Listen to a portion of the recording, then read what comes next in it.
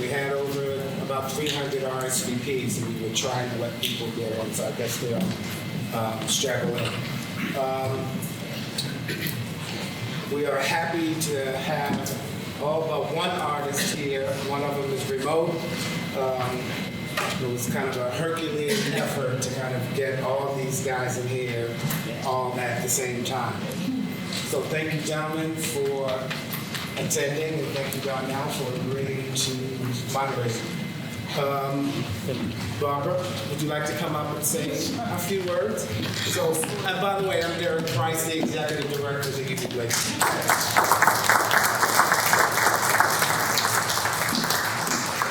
Barbara is my co-curator for the show. Thank you. Hey, y'all. Thank you so much for coming. I think that, first of all, I love working with this man. I'm not saying that because he's standing there. And also, I love working with every last one of these artists. And you too, Rigo, from the DR. You know, every last one of these artists that bring the best of the best to us, to the community, at a time when we need assistance, right? At a time we need a space of peace. At a time we need to look at the fears that we have and the frustrations that are happening in this country and around the world. But through these wonderful black men, yes. Give a hand, come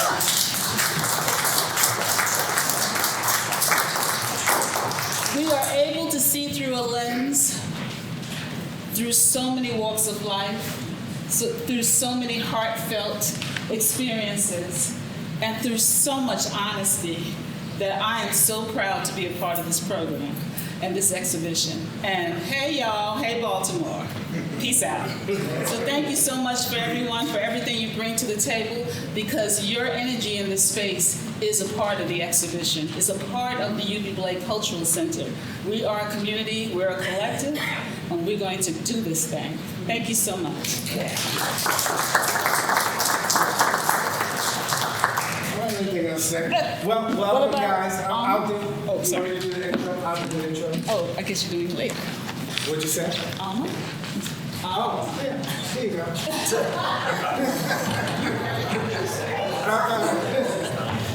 Good afternoon, everybody. My name is Alma Roberts.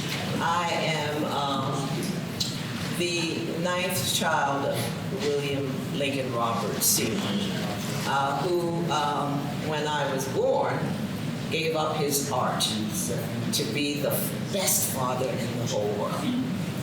And fast forward to, I think it was 2007, the family started a family fund to support literary and visual events. And we don't do a lot, because we're a small family fund. But we have picks of goodies, and this is one. This is exceptional.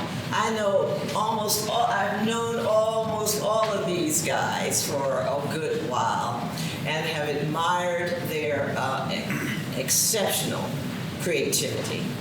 And to be able to marry this incredible group with my beloved Baltimore, and help bring this to us, all of us here, and the hundreds that came to see this show, has been a great joy. I thank Derek and Barbara and all those who came out, and I especially thank you all for your wonderful heart and capabilities.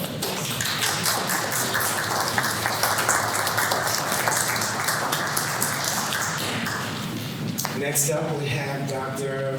Lamar Donnell Shields, who will be moderating this afternoon, evening. So welcome, and it's all yours. You can introduce yourself. All right. You just love your family. You got his long bio. You're going to just say two things. It's my cousin right now. I'm in town. He just came home. We just dusted him off. And now he's here. Barbara, Alma, Derek, and also I need to mention Bobby. Just thank you all for giving me this opportunity. What's interesting, last night I was at an event hosted by Alma's niece, which is it's almost like the total opposite of sort of where we are. It was stories about us who didn't make it. It was about black and brown boys who speak Spanish and English who didn't get to sit at this table because somebody told them that they wouldn't make it. And so this is an honor for me to host this. You have this group from PA. It's like the Baltimore Bullets against the Philadelphia 76ers. But they got LeBron James, and I don't know what we got over there. What we got? So before I introduce these amazing artists, I paint with words. I grew up in the third largest city, the south side of Chicago, and I moved to it, became a teacher, but I've always been a writer. And when Derek asked me to participate, I probably asked him more than he asked me, because I knew the Baltimore crew, but then when I came to the opening, and then I saw the crew from PA, and then my Dominican brother, he and I had a great exchange about me living and growing up in Puerto Rico and the Dominican Republic. It was just a connection. And so I decided that I said, I want to write something to introduce what we're doing, because it really made me think about why we do what we do as artists. Our art was never decoration. So I want y'all to marinate with that, because most of us, my mama, we buy art just to make sure it fits in a certain place. But that's not why we do art. So our art is not decoration. You see, they told us our stories were too loud, too black, too rooted in drums and dirt and in memory, but we kept painting anyway. With fingers dripped in grandmother's prayers, with color stolen from sunsets over West Baltimore and North Philly row homes, with jazz notes sliding across the brick walls like ancestors refusing to sit quietly in history books. You see, we created murals out of mourning, turned pain into portrait, turned survival into sculpture, turned broken sidewalks into runways for children carrying galaxies in their skin. Our art was never decoration. It was a warning flare, a love letter, a freedom song with acrylic edges, a fist wrapped in poetry. Every brushstroke said, I am still here. Every photograph whispered, look closer. Every dancer's foot against the floor summoned names the world tried to erase. We are the descendants of people who made rhythm out of chains. Let me say that again. We are the descendants of people who made rhythms out of chains, who braided maps into hair, who sang while wounded and still found a way to create beauty. This is what we call melanated art. Not just pigment, but memory, not just culture, but ceremony, not just expression, but resurrection. So when we create, we don't ask for permission. You see, we carry too many ancestors inside our hands to make our world look small. Before there were museums, our grandmothers made galleries out of kitchen walls, out of church hats, out of collard green trees, rising like holy incense from dented pots. Before there were stages, Pancho, our uncles turned corners into concert halls, used milk crates for drums, and preached survival through cracked speakers that shook entire blocks awake. Our art has always lived where people least expected it.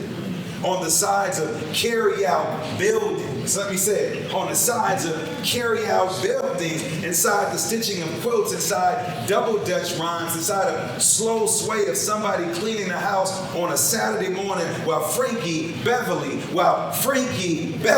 played like medicine through the speakers. You see, our art was never decoration. It was instruction. A coded language passed from ancestor to child, a warning system, a healing balm, a survival guide wrapped inside rhythm and color. When enslaved Africans could not read the laws written against them, they read the stars instead. They sang directions into spirituals, braided escape routes into hair, tapped messages through walls, turned sorrow into song, because sometimes music was the only place left where freedom could breathe. And somehow, repeat after me, and somehow, even after all of that, after ships, after whips, after policies designed to bury us beneath statistics and stereotypes, we still create beauty. Point at them and say, they still create beauty. Point at them and say, they still create beauty. That alone is a miracle. Look at us. Brothers, look at us. We turn sidewalks into dance floors, turn poetry into protest, turn grief into gospel, turned abandoned buildings into canvases that scream, we were here. We take the broken pieces and make mosaics. We take the silence of U.B. Blake and make jazz. We take the pain of teaching how to sing. This is what art, or this is what black art does. It says to the world that you may overlook us, misname us, underfund us. Let me say it again. You may overlook us, misname us, underfund us, fear us, erase us from textbooks, steal from our culture, copy our rhythm, commercialize our brilliance, and still we create. Because creation is a birthright. There is a painter right now mixing blues and golds while thinking about their grandmother's hands. There is a young boy writing rhymes in the back of class trying to survive a world that keeps calling him dangerous before it calls him gifted. There is a girl dancing barefoot in her bedroom, mirror discovering that her body does not have to apologize for taking up space. There is an elder telling stories on a porch without realizing their voice alone is living literature. And somewhere our ancestors smiled over every single time of our choices, our creation instead of destruction. That smile is the inheritance of our art that was never decoration. It was the bridge between what happened to us and who we still dare to become.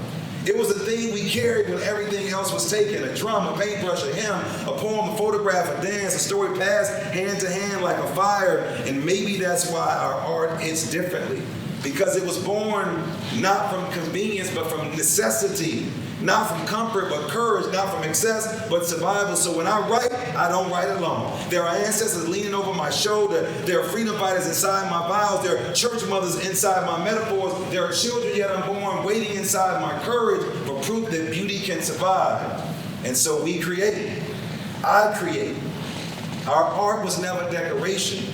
It was always a revolution. Wearing color. I thank you.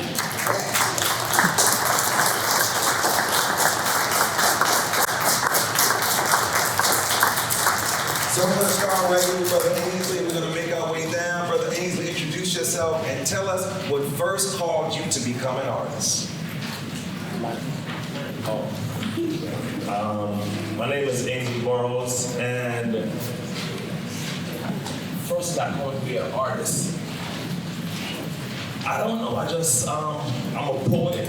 At my core, I'm a poet, and I think that came from growing up around my great-grandmother, and she only spoke in metaphor.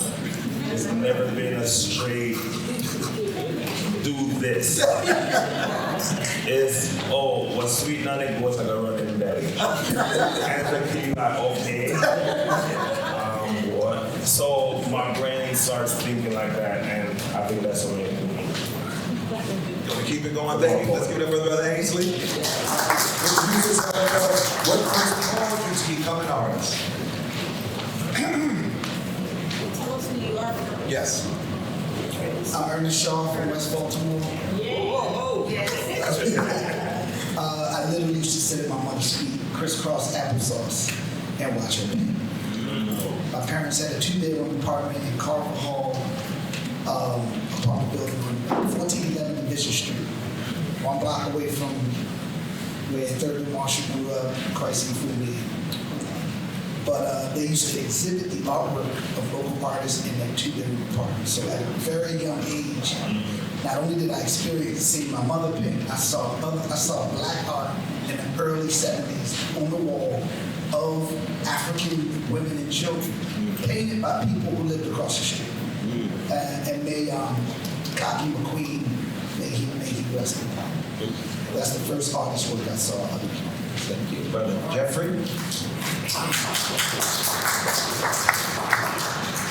Thank you to U.B. Blake for this opportunity, first of all. And my name is Jeffrey Kent. I'm a Baltimore-based artist. And what drove me to be an artist? That's what I'm saying. I would say Crayola. And when I think about the simplicity of where my inspiration really started was playing with crayons. And then it just, the trajectory just kept going from there. Brother Poncho. Hello, everybody. Hopefully this mic is, can y'all hear me? Yes. Okay. I'm a second generation artist of a teenage parent that gave up his dream of being an artist to take care of his family. Long sentence, but that's my beginning. So I've always had art around me. As early as I can remember, I was watching my self-taught father paint and draw. And it was second nature. It just became another language in my house. I also had a mother who doodled. So between the two of them, I was bound to keep it up. So I give this creative energy as a lineage span. It took me a long time to accept the fact that half of the things I take credit for are from the ancestors. Thank you, Brother Prettyman. My name is Jerry Prettyman. Can I be heard? Yes. Jerry Prettyman. And my parents were military parents. And I was all over the world until 1968. My father moved to Baltimore. I ended up in Baltimore. And I was an only child. And for me, drawing cartoons, I was probably 6 years old, just drawing cartoons on paper. And I had an uncle. I'm originally from the south side of Chicago, Calumet. Oh, I did not know that. And I had an uncle who worked for the post office. Amazing man. And I went up to his little colonial top floor. And I saw he did a chicken, a rooster. And to this day, I'm 78 years old. To this day, I still look at that rooster. It almost brings tears to my eyes. He was so dedicated. He wanted to be a manager with Poncho from. He wanted to be a full-time artist. And he took me through his studio and showed me his family. The smell of the oils, everything just kind of stuck to me. And to this day, I give him a lot of credit as well. And that's my beginning story. Thank you. Brother Smith.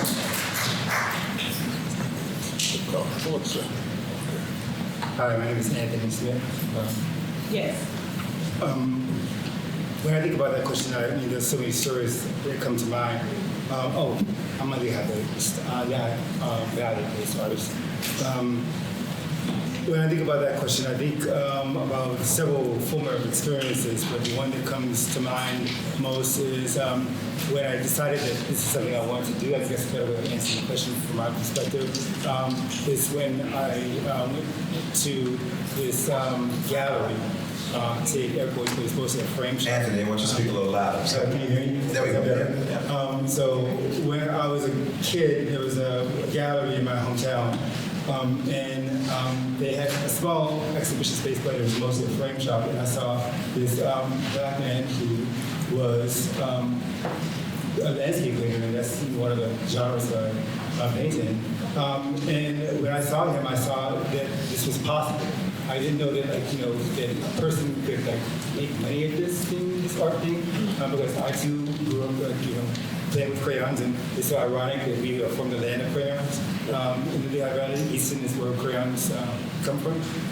And that's how I ever thought that it was, like a pastime, or I thought like a little thing that you do to, so you can have some, creative joy, I guess, in life when you're not working.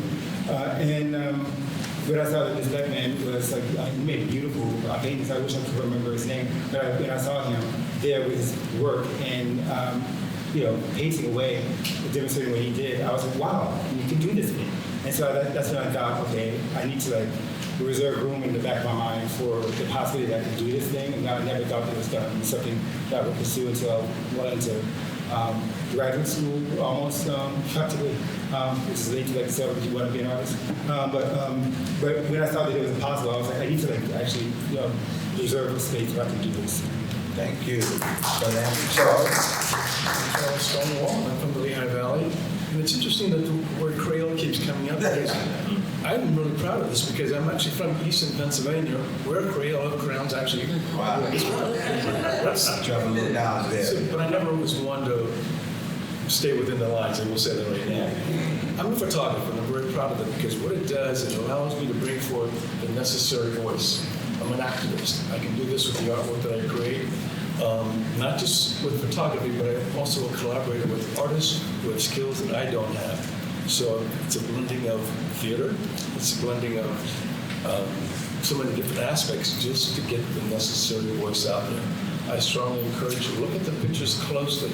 This is in the category of fine arts. It's not 100% clear. It is not commercial art, but there are clues in the picture. And it also helped me raise my voice. And what I mean by that is, as an early age, I tend to be very, very shy. That has pretty much evaporated. Now I look at myself as being a portrait photographer, which means I'm going to look you directly in the face to get your picture, so that you get to see yourself, and I get to see me too. So we are part of the necessary voice. Thank you, Brother Johnson. Brother Johnson, then Brother Rico. Yeah, this is Al Johnson. And to answer the question, I was blessed by having two parents that were very supportive of me. My father was a jazz musician, and my mom, she played the organ and piano in the church. So at an early age, I was constantly being told to go to my room, and that's where all my sketch pads and all my drawing stuff was, and so on. It wasn't as though I knew what I wanted to do. I just felt that art was just the natural succession for me to go into, especially since my father said, you're 16, you need to get your own place. We lived in a 3-bedroom house with 8 siblings. So I learned how to make something work. So I was a juggler between music, painting, and art. And here I am. Thank you. Are we going to hear from Rico? Okay. All right, so Rico, introduce yourself and tell us the first thing that you want to share about being an artist. There is mine.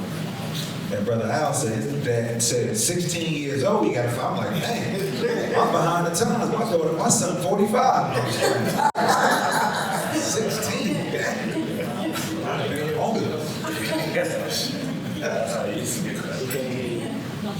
Rico, have you able to hear us? Yeah, now. We're going to see whether this works, y'all. We're going to see if you can. So Rico, introduce yourself and tell us what was the first, when you felt that you were called to be an artist, what was that like?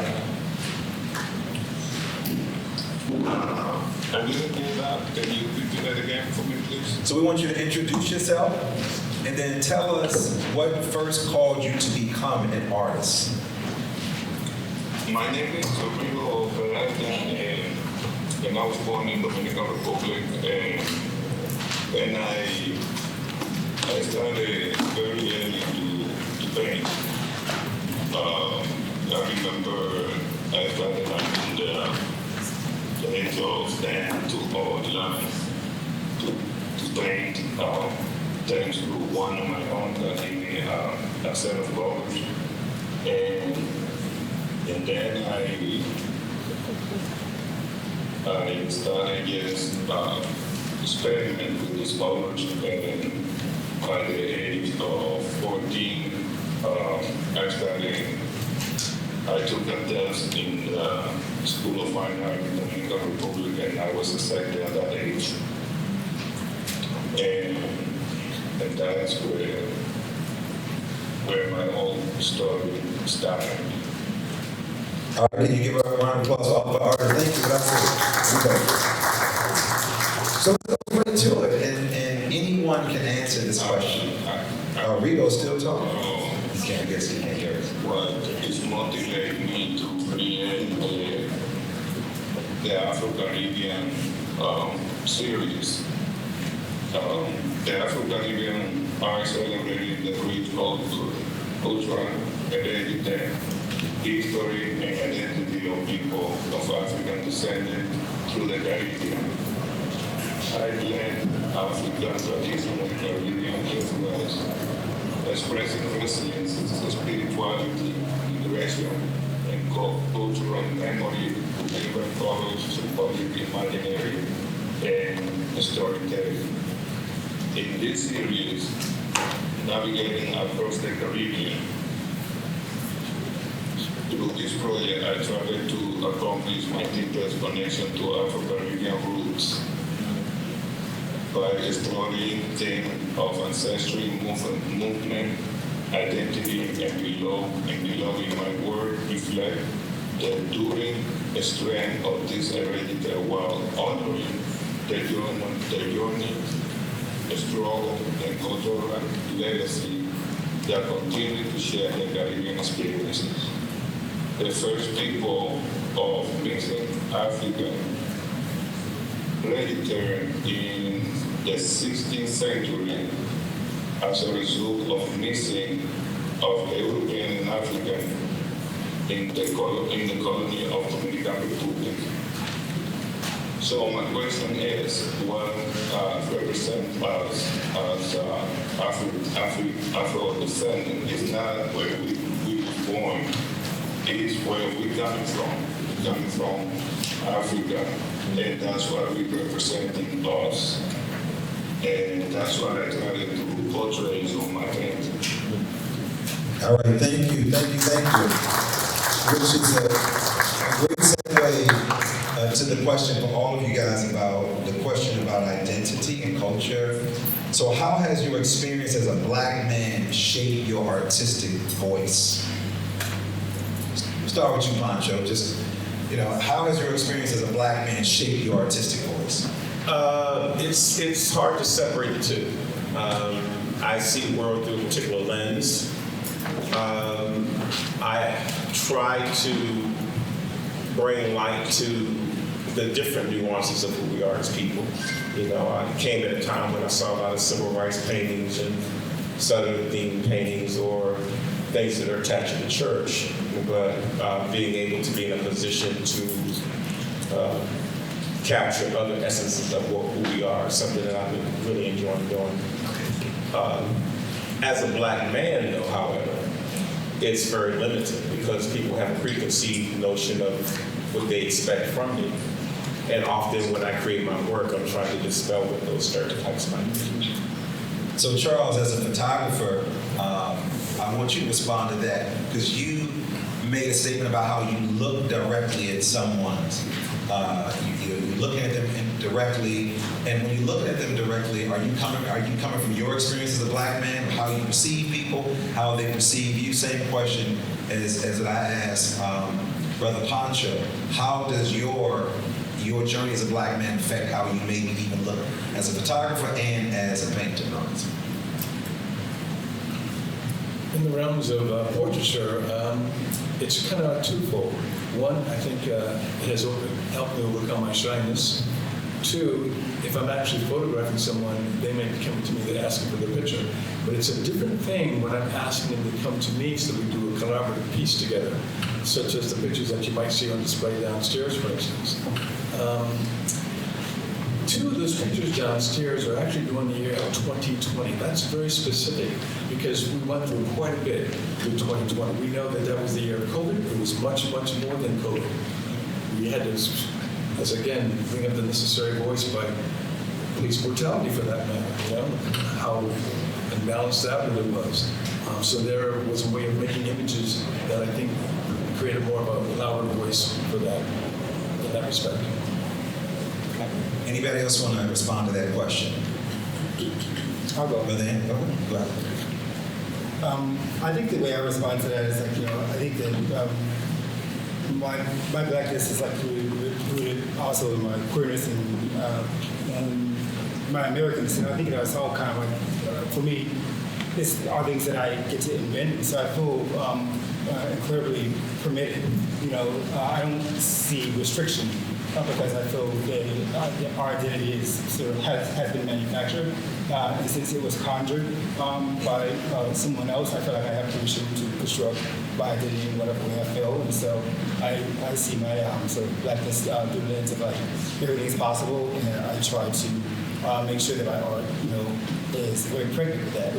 Very full of all the ways that I feel like I want to express myself. So, which is why it embraces density and color, and I don't shy away from telling all the stories simultaneously without fear. And so I see courage, to embrace the multiple in my work, and I think that's how I want to, showcase my sort of blackness and my masculinity. Okay. So I want to talk about our styles, and as we've gotten more seasoned, as we've gotten a little older as artists. Go with Jeffrey Kent. Then Brother Johnson, you can not calling you an old dude, Jeffrey. I'm definitely an old dude. So, Brother Jeffrey, how has your artistic style changed as you've grown older, and in what ways? And then, Brother Johnson, I want you to follow with that.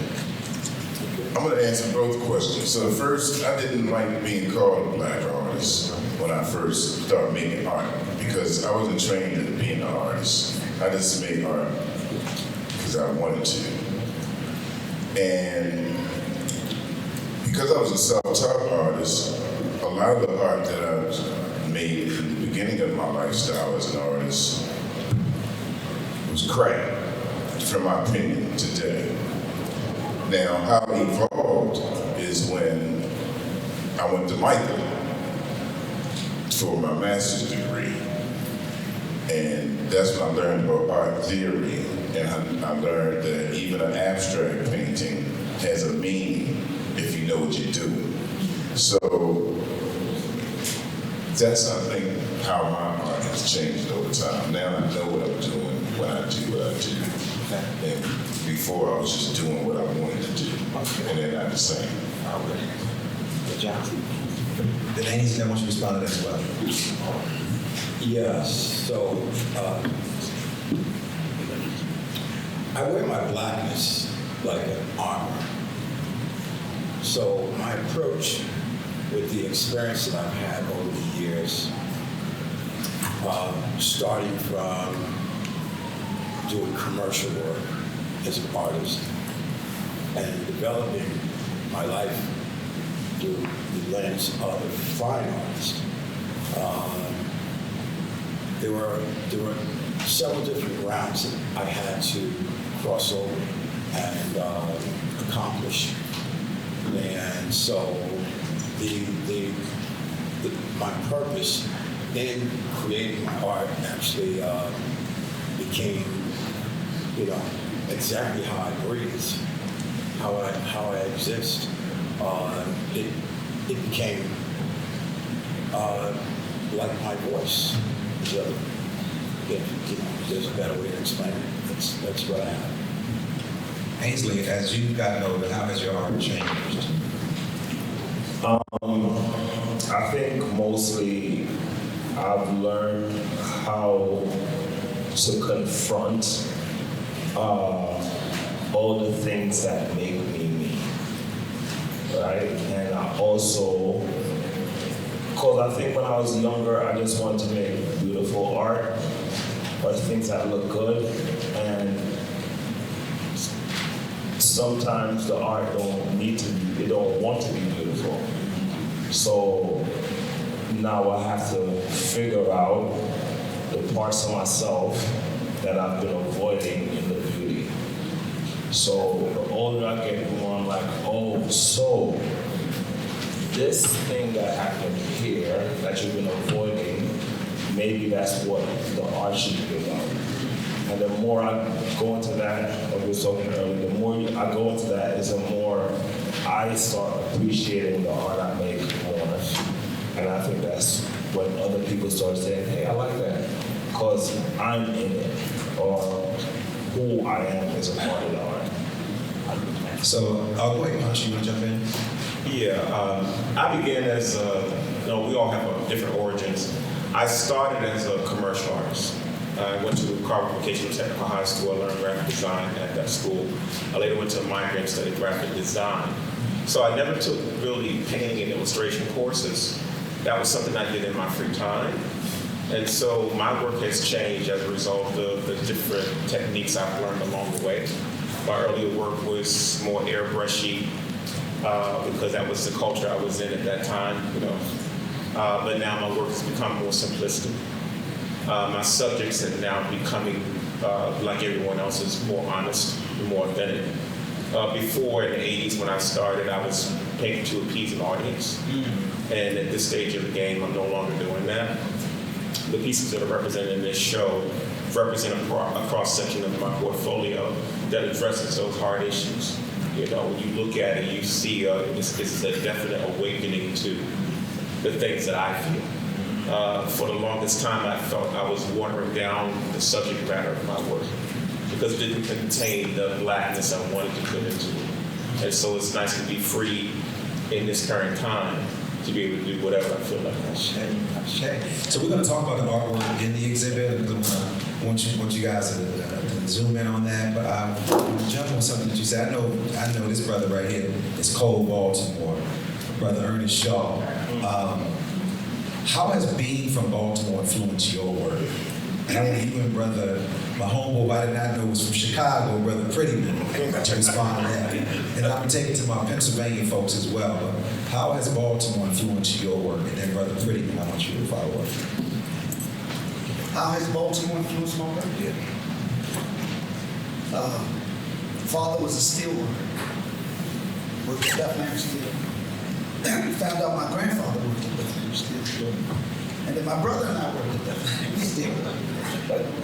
And I say that to say you'd be hard pressed to find someone in Baltimore who didn't or benefit in some way, shape, or form from Bethlehem Steel, Western Electric. Y'all know I'm naming them. Post office. Social Security. Right? So Baltimore, very blue collar, very sincere, authentic people here. And you know, I really don't have a lot to say about that, but I chose to stay.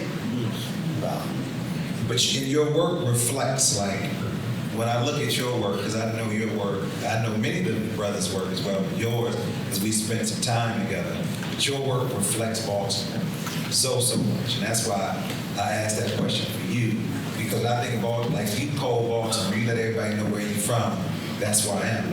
How is that called? It's not a bad thing, man. It's not a bad thing.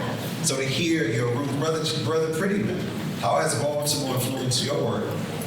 And then, Brother Johnson, I'm going to go down to you as well. When I first came to Baltimore back in the early 60s, I met Baby Williams. And Baby did this piece of Crime Child. Baby was one of the more articulate people that I ever met that really talks about art, what it really means to him. And what he was saying when I was even young, it meant the same thing to me. Art has always been my life, always, since I was 6 years old. And I met Ernest Coney at the Coney Gallery, and I met all the older guys in town. You know, just kind of hanging out doing art, talking about music. And I was a jazz guy ever since I was 6 years old. I still am. Without jazz music, I can't paint. Somebody said, draw something or something. I can't draw, but you put some music on there, you're going to work it out. Some jazz music. And, you know, I used to go down to the famous ballroom, and that was my hangout back in the day. And so Bowman, it's like I said, Bowman's a blue town, blues town, blue collar town. So it's a jazz town, blue collar town. And I met a lot of artists, a few that he mentioned. You know, we just kind of hang out, just talk, just kind of figure out where we fit in, where do we fit in. And most of us didn't fit in. And for me, I didn't think highly of the work. I really looked at some good artists. I didn't think very highly of myself. But it was still me, and I was still going to do the art. I was still going to create the art. And some of the projects that I do, I was doing art to kind of sell. about what it really created. And now it's strictly about creativity. And a lot of you, who you are, comes out with all that. It means a lot. Like I said, I was an only child, so you get in trouble, you know, that anybody would talk to you or whatever. But the art always talked to me, always, and still does. If I'm working on a piece, and things are not going right, the art tells me immediately you need to do something else. So you're in the wrong place at the wrong time. The art is my day. The art is my day. The art tells me, you know, I was trying to work on something the other day. And the thing looked like I was in the 3rd grade. And I'm like, okay, Dad, you got it. I'm gonna do something else, but you know, I think being in Baltimore has been an experience. I was pretty good at it. I used to play basketball. I used to be a playground director at Tawanda. Good old Tawanda. And so all the guys in Dunbar used to come in, and a lot of guys that play, you know, basketball and black folk, that's a whole other thing. But if you can show yourself on the court, you know, you accept it. I've never been tall, but you know, you show yourself on the court, you may accept it. So I met a lot of guys, and I met some artists that came down with me. Strangely enough, you know, we talk. But I think it's a lot like Ernest was saying, almost a blue collar town, it's a close town. You know, most areas you go, you got black areas, you got whatever that you catch on. Baltimore is certainly a blue collar town. I'm going to say this since I got this mic, but I'm not going to say when I met my main man, Poncho. He was a young guy, and he was just kind of always an advocate for artists, always. I'm almost old enough to be his dad.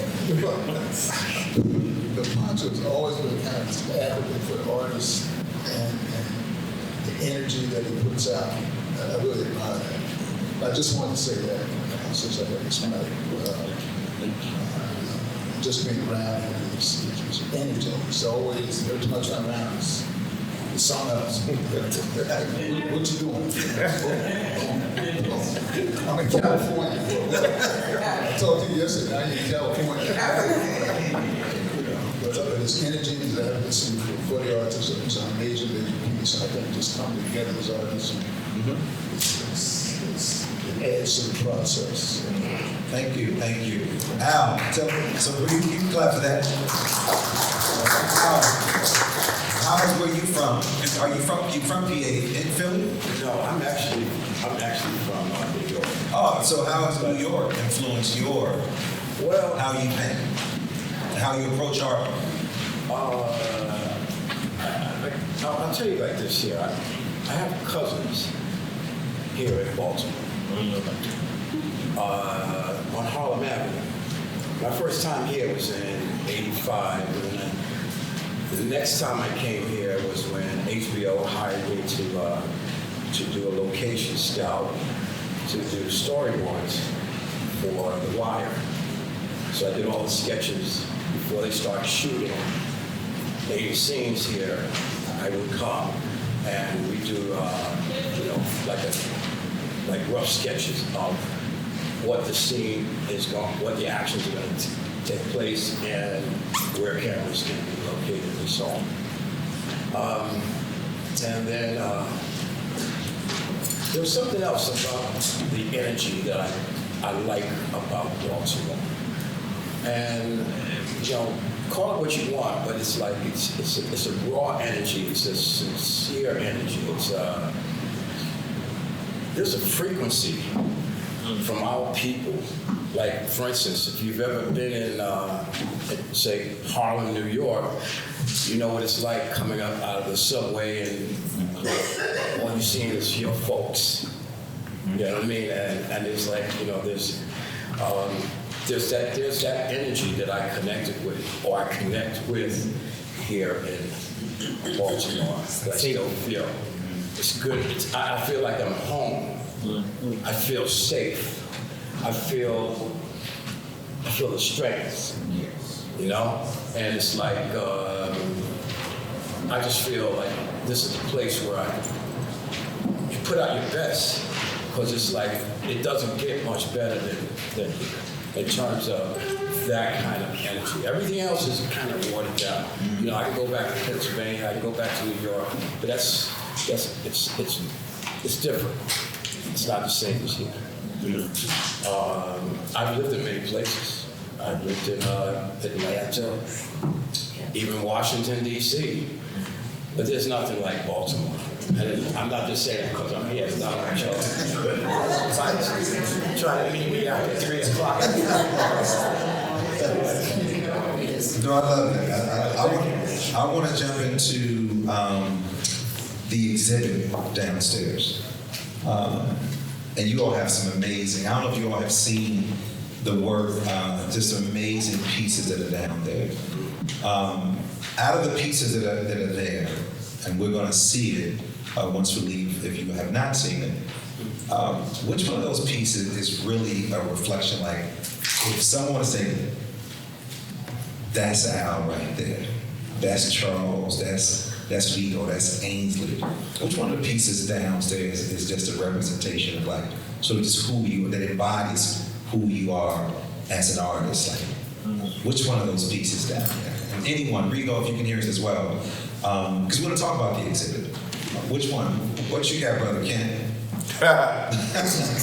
All of mine. It's like when I was teaching, I tell my students, if I'm asking a question, don't look at me. Oh, Brother Jeffrey looking right at me. So again, when you think about the exhibit, is there one that's a reflection? It's like, I always ask this question, like, see, like, I like theme music. Like, Mama, I don't know, like, if you walked in the room and there was a song that was playing, like, mine is Fight the Power, 1989, Another Summer, Sound of the Funky Drum. I graduated high school in 89.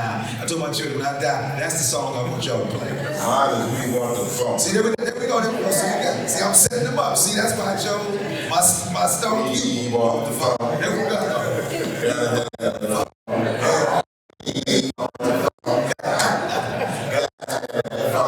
Hey, so paintings, no, they're not paintings. All my artworks.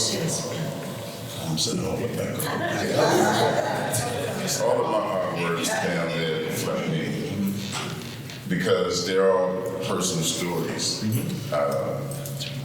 To be clear about the black Keep talking. Derek has to do the but we know you're a different mic. Yeah, he's a different mic. So which one of the pieces in the exhibit I want all you to think about? That's like, that's a deep. And so, I guess all of them. I think Derek turned up. That's my bad ass voice. No. I don't need that. I can hear you. That's for sure. That's my voice. The reason I say all of my artworks down there really reflect me because they really are self-portraits. And my point about when I mentioned earlier about being a black artist, that I can't escape it. Yeah. And so I don't need to label it. And they're all me. It's me. The couple of artworks down there are self-portraits of me wearing hoodies that reflect me. And all of them have reverse text because I grew up undiagnosed dyslexic. And so it's all me. Like Poncho? I have two pieces downstairs. It's more like me. I have one piece called Surrender. It's a circular piece. It's burned into a circle. That piece was actually created right after my studio fire in 1995. And it's a commentary of what I felt at that particular period. His nudity represented the vulnerability of this situation. There's an African symbol that means fear no one except God, which many people miss. But the other one that's probably me, there's a piece called The Killing Game, where I had always made this comment about how gun charts look like black people. And I go to the firing range regularly, and I have these charts, I roll them up, I throw them away, and I was inspired to take those charts that I used to create that series of pieces that spoke to a lot of the Freddie Gray incidents, all the police brutality. That piece is more like me and how I feel than anything downstairs, because that's the dark side of how I feel about work. Still trying to figure out how to not make it be too intrusive on the viewer, but enough to engage your viewer. And so if you see that piece, you're essentially looking at me and how I feel in my blackness. Love that. Let's keep it going, Brother Pretty. I guess for me, the piece called In the Moments, it's basically about black women and how strong black women really are. I'm a mama's boy. My mama raised me. I would do anything for that woman. And when I went to Africa and talked to women artists over there, and I was trying to look at their art, I was trying to create more of the African. I'm learning, as I was growing as an artist, the African piece, I learned a lot. I grew a lot. I love the design piece. I had Dr. Lewis at Portrait, and he really got me started with this African art and what it really means to be art. The art was never created to be put on a wall, correct lighting. So I think it was more cultural, traditional. And it meant something. And I tried to incorporate those in terms of where they're coming together. So you'll see a lot of design pieces, a lot of color pieces, layered. What I do, I layer the work. And so for me, in the moment for this particular exhibition is kind of reflects the women being strong. Very. And I've actually witnessed my grandmother. She was the same way strong. You know, a lot of people, strong black woman in the house, basically ran the house, did what Mama said, that kind of, especially my generation, did what Mama said.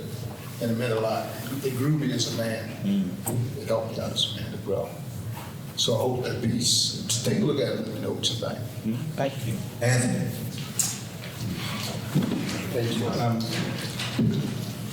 The piece that's downstairs, I think, I worked on the most, and it kind of broke something in me. It's a sculptural work that's rotating. And my titles are obnoxious. I'm actually long, but I'll tell you this one. It's called The Great Time Hambone Reads, Invented People Should Not Play Great Roles. And it's sort of a lesson. And because I think that we are constructed and we shouldn't be planned by other people's rules, we should invent our own.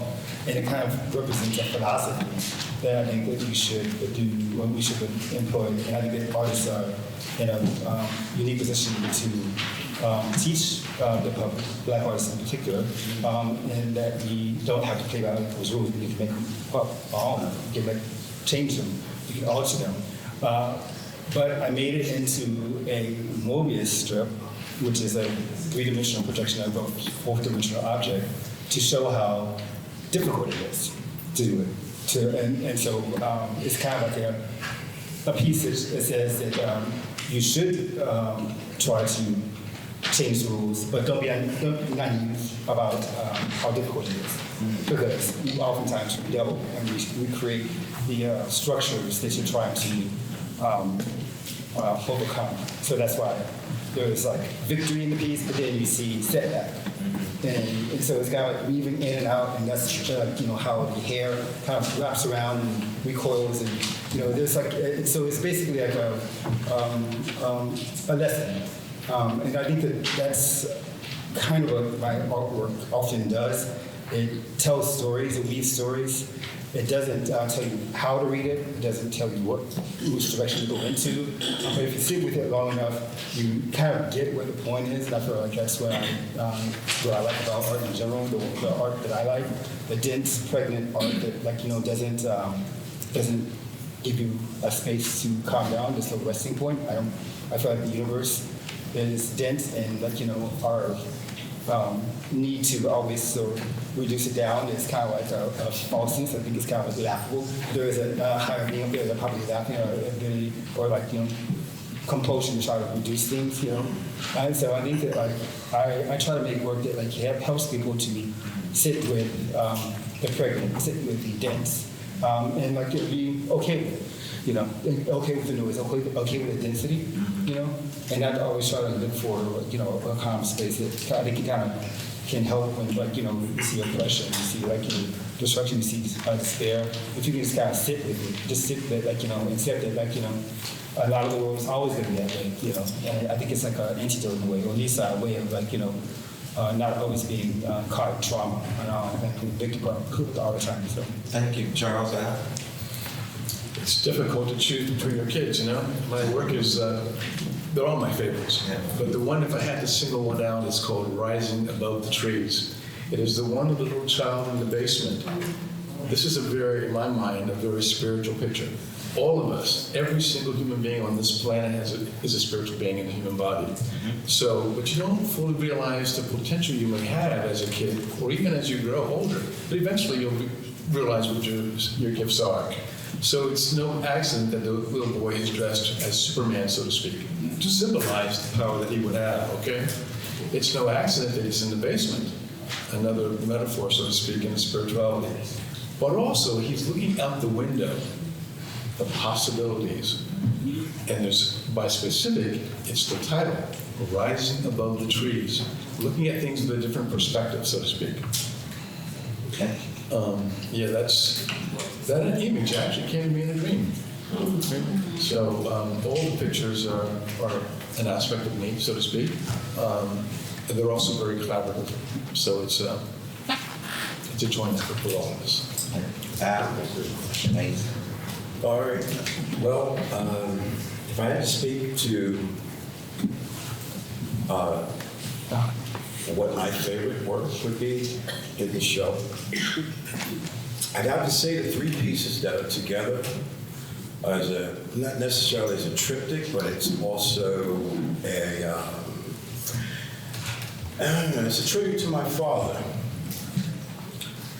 My father was a saxophone player.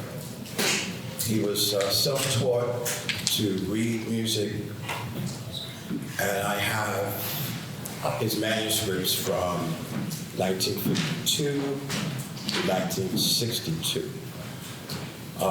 These are handmade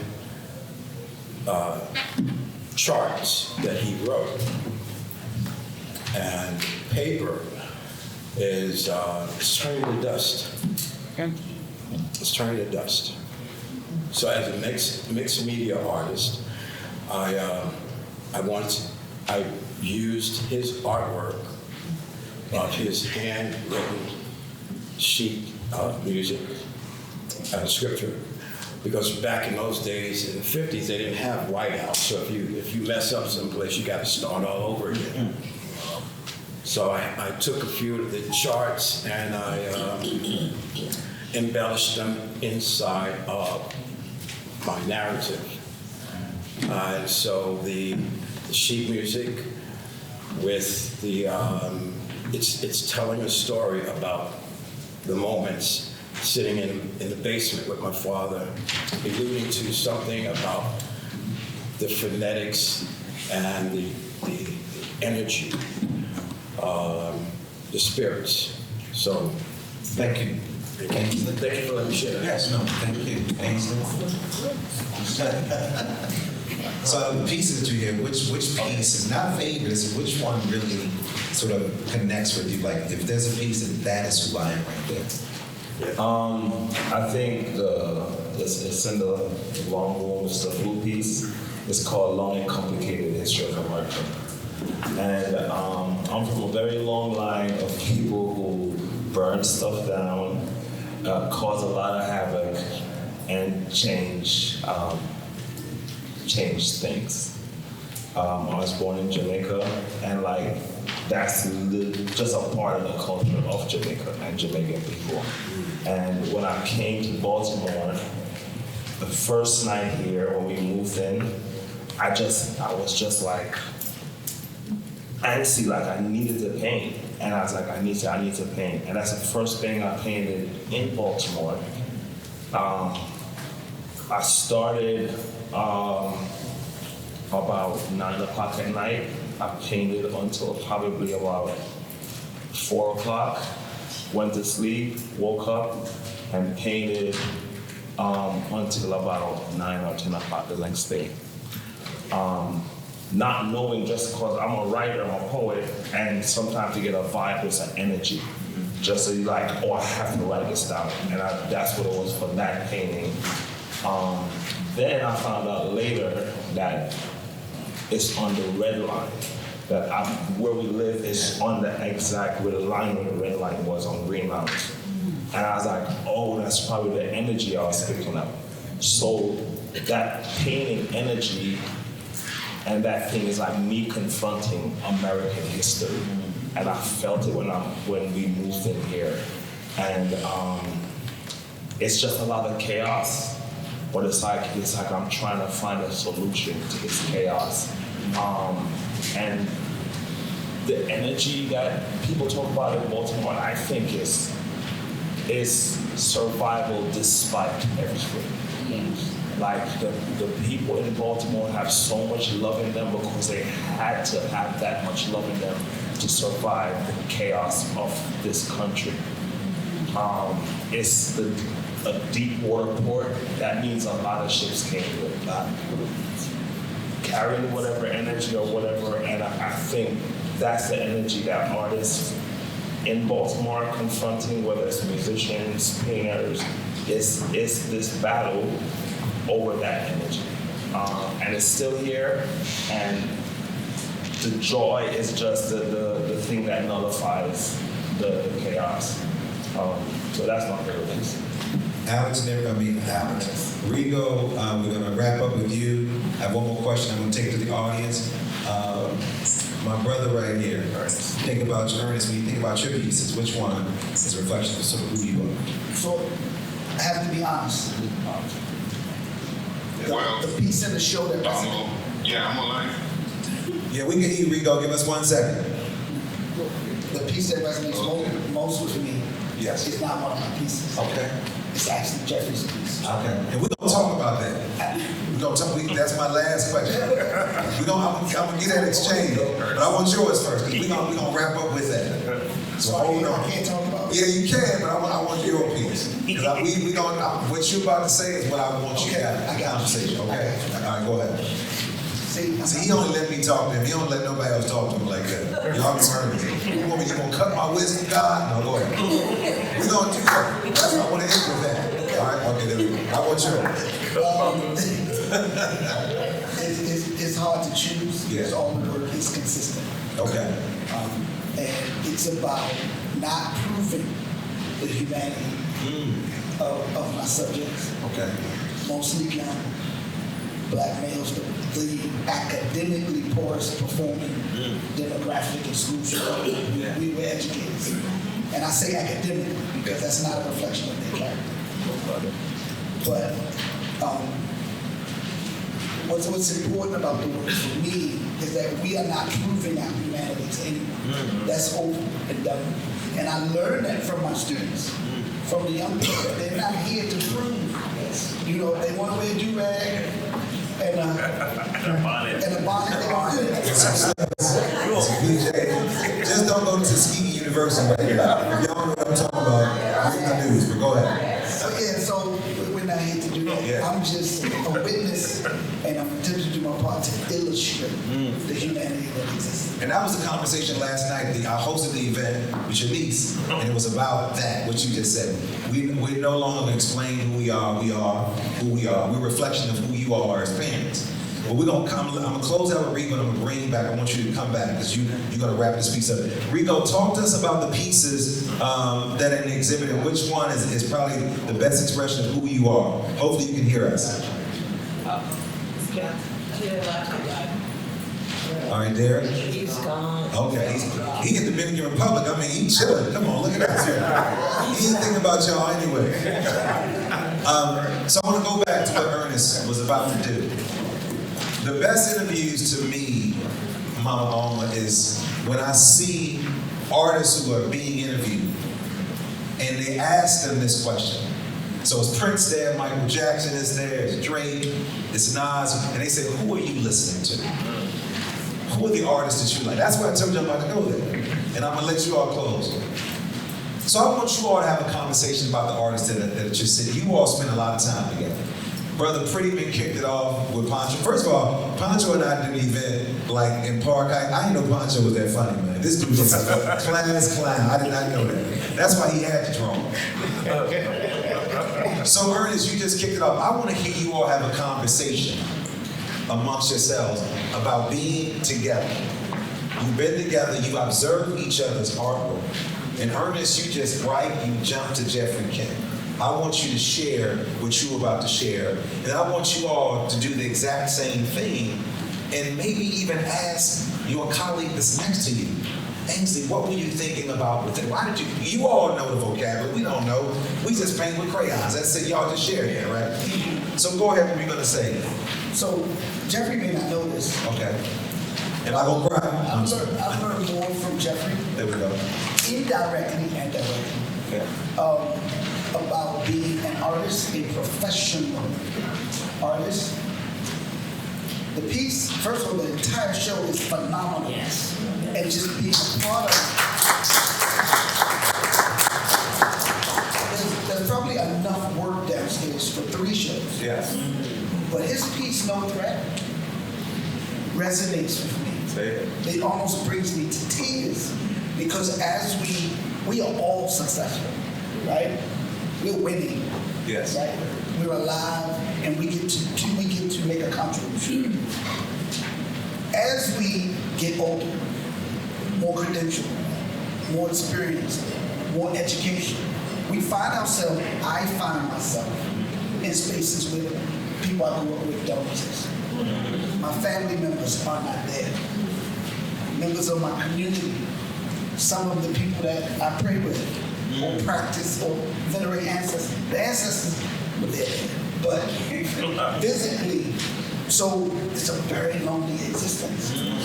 And oftentimes we're around people who don't look like us, who don't have our best interests in mind. And we have to navigate that. You talked about black manhood. I have to prove myself. You talked about that. How you have to prove yourself every day that you are worthy, not just to make a living, but to be. So his piece, No Threat, I think about when I'm in that classroom and children from all over the world looking at me. I'm their first black teacher and a black man. I'm a step. Somebody else, let's talk about the artist work. I have several thoughts about that. Like, I dwell on this a lot. I think that the subject, black expression to interrogation often, and so a lot of people have. I feel like I in my own life been perceived as somewhat heroically black because of my proximity to white, and so because I'm oftentimes the only black person in a lot of white spaces, and so and I've oftentimes thought about who gets to define how we get to express our blackness, and I've always cautioned people in black spaces, other black people, to be very careful on how you sort of interrogate people's way of expressing their blackness. And I say all this to actually give credit and honor to a person who just is not here. And because as I'm sitting and thinking about this subject, I remember a conversation about this man, Rigo Rosa, who we in the Valley, like Lions, he's like, for us, like the best artist in the Lehigh Valley. And when I first came to the Lehigh Valley, I was like, I saw his work, and we were like crazy. He is the Jedi Master, and we are all Padawans to that man who is no longer with us. He has his own gallery in the Lehigh Valley. It's Rigo Paul's gallery. I mean, people were in a space, but he has his own space. And he sits there with all of his work, on the walls. I mean, none of us can pull that off. It's like, the biggest swag move I think I've ever seen. And so I used to live a couple of blocks away from him, and I went to him while he was painting in the space. And he said to me that people forget that I'm black too. And it broke me. Oh my God, I almost cry because it broke my heart that he doesn't think that people see him as black. He's like Dominican, but he's not black. And so I feel like looking at his work, I just kind of remember downstairs that that's a black man too. Yes. So it's interesting you bring up Rico, because Rico and I had a great conversation, almost like you. Ainsley and I go way back, BC before children. Y'all missed that part. And when we were poets, though, we would take over the world. But I was downstairs because Rico and I both speak Spanish, and we would talk about Brooklyn Moon Cafe. He had work in, he was naming all the places that we would do spoken word poetry in the 90s. Yeah. And we just started talking, and he was like, I was there. My studio was next to, he was naming all this artwork. And so again, it's beautiful. We have this, anybody else want to just edify anybody that's on here about their artwork? Because you're doing, this is the part I want to hear. I love this. I want Poncho coming into Baltimore City. I would see this brother. I'm like, is it something, is he not painting everything? I mean, Poncho's, he was the first artist when I'm next to Jerry Prettyman, but Poncho's artwork was like, it was everywhere. It was so colorful. In my mind, the two things in my mind I'm a DJ in my mind. I'm a DJ, I really am. Can't mix it a lot, but I love music. And I'm a painter and artist in my mind. That's why I write poetry. But man, your artwork was so big and bold, man, and the colors were just bold. I want to make a comment. Go ahead. And you did say was. See, I told you, glass cloud right there. Go ahead. I'm going to piggyback on what Jerry said. So, my journey wasn't to become the person I am today. It was way a whole nother direction. And while I was in that direction, that had nothing to do with the person I am today, I heard of this guy, okay?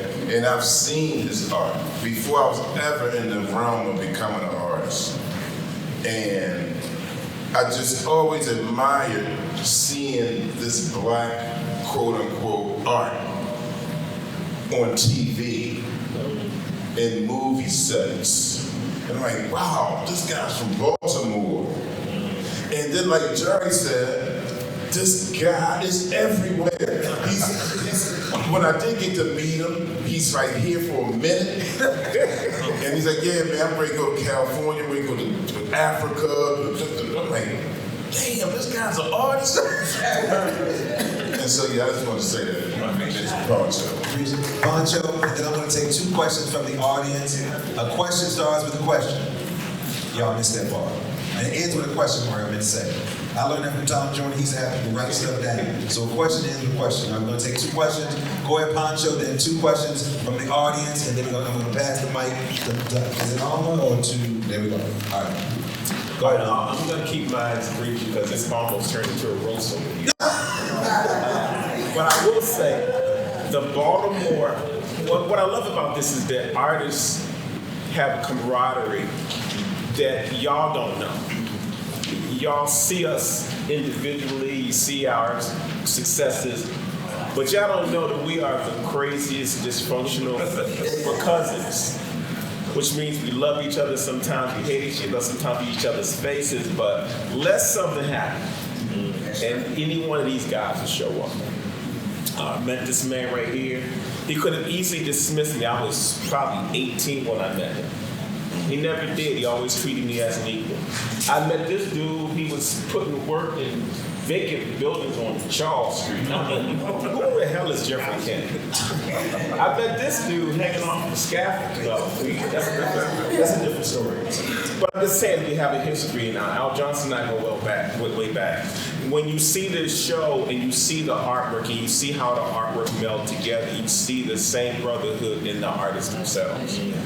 This is a relationship-driven thing. It's something we don't talk about. We can talk about masculinity and the lack thereof because we're in a time now where it's easy to dismiss black masculinity. They came up with terms like toxic masculinity and all kinds of other things now where the voice of the African male probably is lower than it's been in a very, very long time. So when you get artists like this together and then you start to see what our inner thoughts are, hopefully they will resonate with you and maybe you'll have a little more patience with us as you understand why we have to fight through things every day. And so I want to thank you, since he said he's in there with me, for coming to participate in this. Make sure you tell your friends so they come and see it. But we are nothing without you. This room could be empty and it's full. We are all thankful.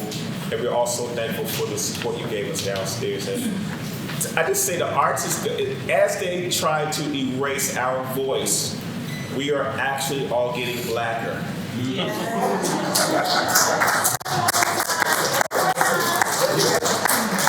try to erase us, you can rewrite history books, but each one of us, if you see us next time, we'll all be 2 shades darker.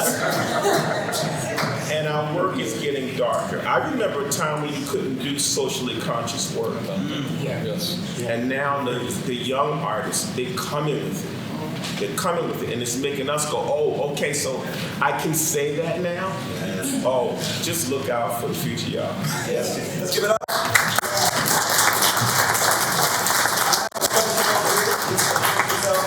Questions general or a specific one, and any other question over there? I put it on because what's up, sister? Go ahead. Good afternoon, my name is Mark, and my question is general. To any one of you, what actually influences how you price a piece? How you what? How you price a piece? What influences how you price your your artwork?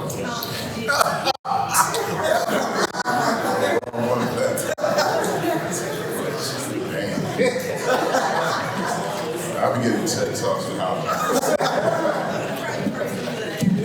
So, man. First of all, I don't know about the microphone. So I'm under the guidance that people don't need to know the value of my art. I don't use price on one. Unless they're gonna get it. That's my first thing. Okay, I don't think it's anyone's business what the value of art is. Art is to be appreciated and to be looked at and learned from. And the value has no consequence until it's being acquired. That's just my opinion. Okay? Now, the price is what a person pays. The value always gonna be the same or go better. Now, how do I come up with my values? The way I come up with it is based on the history of the work that I do in my art practice. And so, my values are really high.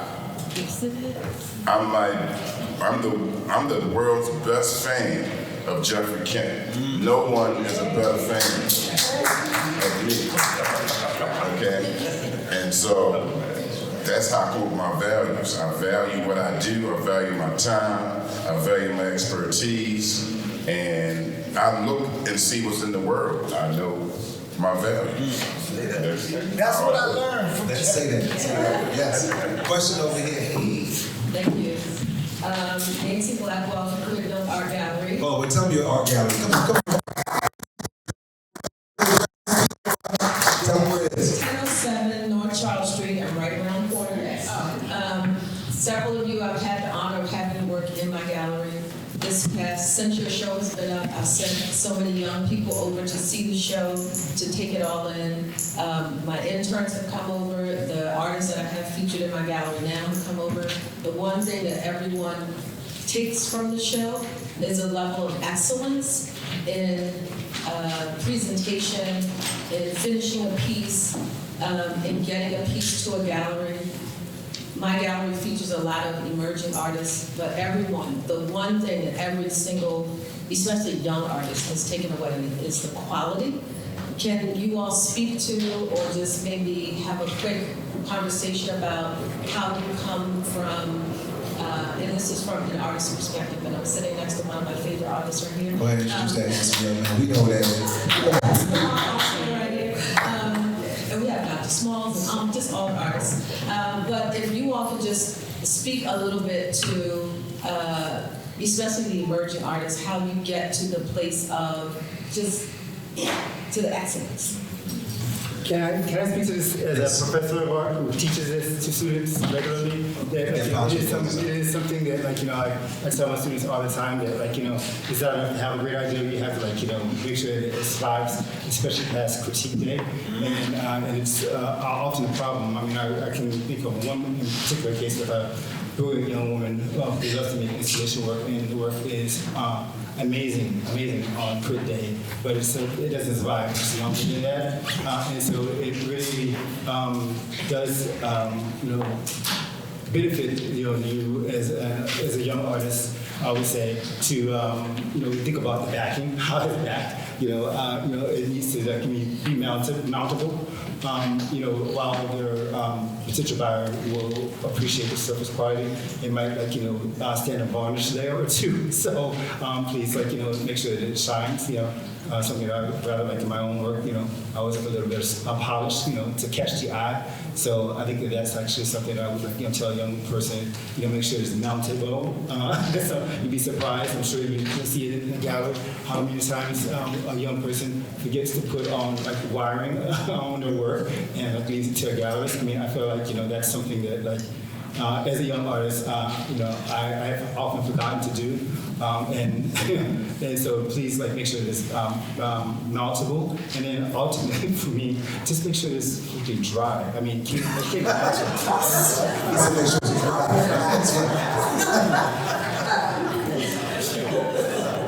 Pancho, close this out. I love it. What's he saying? I think for me, lighting is key. It is absolutely key, but without it, it changes the mood. In fact, one of the assignments I give students is to stand in a position by photographing a building at 7 o'clock in the morning. Come back at noon, photograph that same building at the same angle on a tripod, boom. And then come back again at 4 o'clock, and then again at maybe 7:30 that day. The building didn't move, but the lighting throughout the course of the day did. This is the beginning of getting quality and also looking. It's the art of really seeing. Once you have to, I think what happens is we walk by buildings so many times, we don't really look at it. But just slow down a little bit. Look at how the lighting is actually affecting the building. How about photographing people? Look how lighting begins to change the tone of that. Mood has an awful lot to do with it. All those key things begin to make a good quality piece of art. And that's just the beginning. But for me, it starts with lighting. And to that, take your work outside of your studio so you can actually see what it looks like outside of your space. Right. And then after you capture the image, that's not the end of it. Now you got to print it. Let's sit side by side, and make sure we get the right tones out of that. Whatever I saw in the camera, I want to be able to see in the print. That's a process. So it's meticulous, but that's the process. Ainsley. Lastly, Ainsley and then lastly, be honest. Be honest with yourself first. Accept what identify what your strength is, and be honest. All right. As being a creative person in this decade we're in right now, it's a responsibility. It's not a freaking hobby. Yes. It's a responsibility. You're supposed to do this. You're supposed to explain it. You're supposed to share it. You're supposed to be involved in it, and not be afraid of the person next to you. That's all I got. For the emerging artists, when you deal with a presentation, right? A lot of times I think people present the work based on who they're targeting, right? So if you're saying, hey, I am emerging and I want XYZ to buy my art, you're gonna present it a certain way. But if you think I'm emerging, well, they'll present it like that. So it's like, I try to show up most of the times, like, today is my best day. Like, this is the day that the person that I've been dreaming of coming in and seeing my work is gonna show up. And if I have to apologize for how the work look on the wall, it's not gonna be on the wall. And that's my goal. If I have to be like, if you have to do that, don't put it up. It's got dry. Yeah, you have to. Pancho, close us out. When I first started, maybe 10, 15 years ago, I was only working with 2 generations of artists. And now it's like there's 4 generations of artists. I know artists as young as 18 and as mature as 95 in the same marketplace. What I will say is that you spoke to Black excellence. You talked about professionalism. Let's talk about discipline and pride. How do you take a piece that you want to make $500 off of and the frame is falling off? How do you take an unstretched canvas to a gallery and the edges are not done? How do you not pack it properly for delivery or pickup? See, these are you might say these are, not important things, but if I'm organizing a show as a curator, and I see it big time now, and 75 artists submit work, and more than 1/3 of them need work on the framing, what are you saying? So it's a pride thing, but you got to turn that in. When it's hanging on the wall, it represents you and other people. And the last thing we need is for a distraction or anything to happen just because you didn't pay attention or weren't being disciplined enough. When you walk downstairs, it's not like we're sitting down with a white glove going around the edges of our work. We are at a particular level of understanding what the responsibility is to share work to the public. And so sometimes you got to step outside yourself. When you're an artist, we have a particular lax way of living that doesn't apply to that wall. And so if you're stuck in where you are as an artist, to get outside of your head and realize that once that artwork is done, it represents you, it represents your lineage, it represents your ancestors and everything else. And when you take that paradigm into the gallery, you'll never worry about your work being out of place.